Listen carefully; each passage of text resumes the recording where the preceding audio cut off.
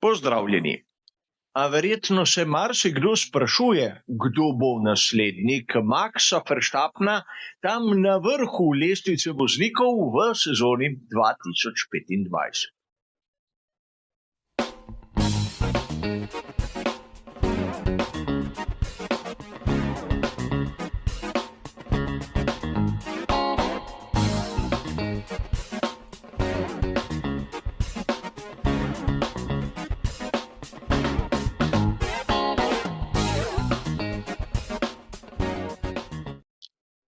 Že kar nekaj tednov se mi, navdušenci, sprašujemo, katera ekipa je v zimskem premoru pripravila najboljši bolid. Je to Ferrari, McLaren, Mercedes ali Red Bull? Ampak na koncu običajno prevlada najboljša kombinacija voznika in bolida. In ne smemo prezreti dejstva, da Max Verstappen v sodobnem obdobju je zagotovo eden izmed največjih talentov, ki smo ga imeli privilegij videti. In zato je upravičeno vprašanje, kdo izmed tistih prisotnih v najboljših ekipah bi lahko bil letos njegov naslednik. In najprej se je malce treba spomniti, o čem smo govorili v preteklosti. Namreč napravil sem že pred začetkom lanske sezone nekaj podobnega in tu je treba poudariti, da pravzaprav so bili vozniki v sezoni 2024 izjemno kolegialni, prijazni do Maxa Verstappna. Znano nam je, da nizozemski šampion je izjemno trd in mnogokrat vozi preko tistega, kar velevajo pravila. In to zna biti vsaj v začetnih fazah letošnje sezone tudi ena izmed njegovih največjih hib.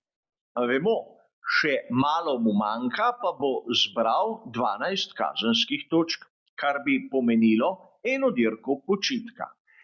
In čeprav Maxa vsaj na zunaj to ne preveč skrbi, je treba poudariti, da v sodobni Formuli 1 ne zmaga na koncu naslova tisti, ki doseže največ zmag, ampak oni, ki je v resnici najbolj konstanten. Vsak voznik si lahko privošči slabši rezultat ali pa odstop, ampak kvečjemu enega, mogoče dva. A danes si bomo pogledali pravzaprav, kdo so tisti, ki bi lahko ogrozili Maxa Verstappna, ne glede na to, kako dober bolid so pripravili pri ekipi Red Bull. In treba je povedati, da še zmeraj vidim dva na štartnem razporedu, ki bi bila sposobna Maxa Verstappna stisniti v kot ob približno enako dobrem bolidu. In to sta še zmeraj Fernando Alonso in Lewis Hamilton. Fernando Alonso žal nima na razpolago tehničnega sredstva, s katerim bi se lahko odkrito boril z Maxom Verstappenom. Lewis Hamilton je pri skuderiji Ferrari dobil novo motivacijo. In Lewis Hamilton se zna postaviti na progi in pravzaprav zadeve zrežirati tako, da nasprotnika hote ali ne hote potisne tja ob zaščitno ograjo. In to je prva zadeva, katero bi moral narediti tisti, ki želi premagati Maxa Verstappna. Max je znan po tem, da rad izriva, a zagotovo ni rad izrinjen. In če se mu hoče pokazati, kdo je boljši, se mora uporabiti enostavno njegove metode. Prav ta točka je izjemnega pomena, kajti če pogledamo lansko sezono, bomo videli, da je Lando Norrisu manjkalo prav to. Namreč Lando Norris tudi po njegovih izjavah v raznih intervjujih je dejal, kako si je želel ohraniti prijateljstvo z Maxom Verstappenom. Seveda, prijatelja sta lahko ostala, ampak Lando Norris svetovni prvak ni postal.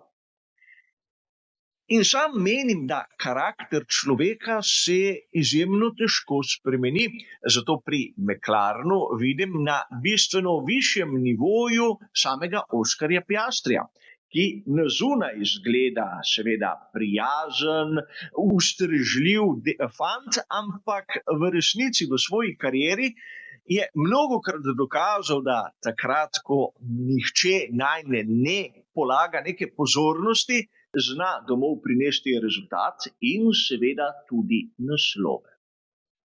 Nekateri bodo dejali, kaj pa Charles Leclerc, zgodba, katero sem omenil že večkrat. Charles Leclerc, po mojem skromnem videnju, je, kar se tiče kvalifikacij, lahko eden izmed najboljših, če ne najboljši na štartnem razporedu.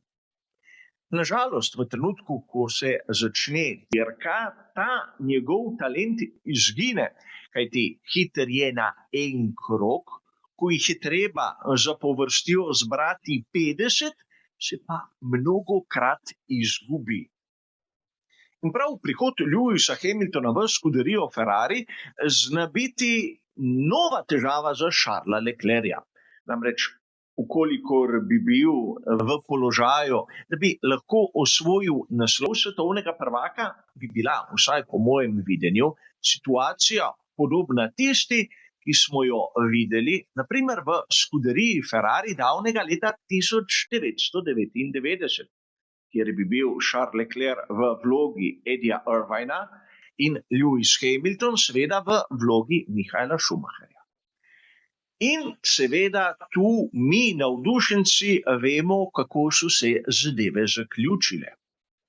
Ne smemo pozabiti, da imamo tudi tovarniško ekipo Mercedes, kjer bodimo realni, kljub temu, da ga občudujem, ne vidim, da bi bil lahko Andrea Kimi Antonelli še dovolj zrel, da bi kar v svoji prvi sezoni bil tam spredaj z možnostjo osvojitve naslova svetovnega prvaka.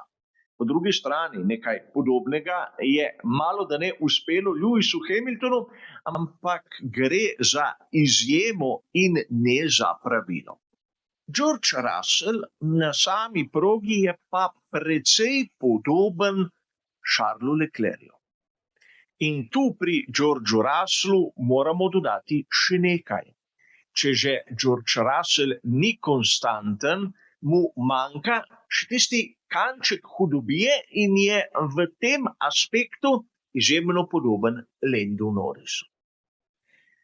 Sedaj, verjamem, da mnogi izmed vas se zavedate dejstva, da bo mnogo odvisno tudi od kvalitete bolida. Ampak Max Verstappen je v lanski sezoni dokazal, da kljub temu, da je imel praktično 2/3 sezone slabši bolid, je na koncu še zmeraj postal svetovni prvak. Zato ga ne smemo a priori izključiti iz vseh možnih kombinacij. Ukolikor si nekdo želi postati svetovni prvak, je prvi, ki ga bo moral premagati, prav Max. In to brez uporabe kakšnih zvijač, kakšne malo da ne grobe sile, po mojem videnju bo izjemno težko. Razen, če bo Max seveda na štartnem razporedu tako zadaj, da ne bo nikogar ogrožal. A na to se lahko zgodi scenarij, na katerega marsikdo ne pomisli. Nekaj, kar na prvi pogled bi bilo marsikomu verjetno tudi všeč. Da se bodo razni vozniki med seboj bili za naslov in eden drugemu kradli točke. Seveda, lepo je gledati, ko vsako dirko zmaga nekdo drugi.